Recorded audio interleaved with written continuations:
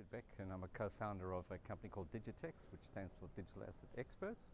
And we're part of the RISE cohort out of Perth, and we're attending the Austmine conference at the moment.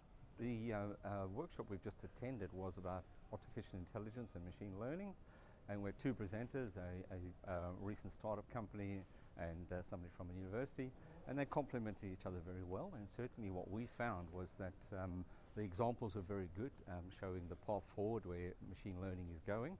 And also, which was fantastic for us, is they spoke about the technology that we're actually using in our own business. So that was a good positive point for us. But overall, the presentation was really, really good and helpful for us to see the path forward where this is going in the industry.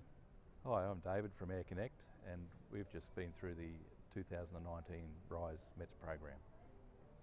The machine learning workshop today was extremely valuable in that we actually had a lot of people in the room that have actually got real world machine learning problems that they're trying to solve, and we were able to touch on that a little bit with the practical workshop sessions delivered by two experts in the machine learning space.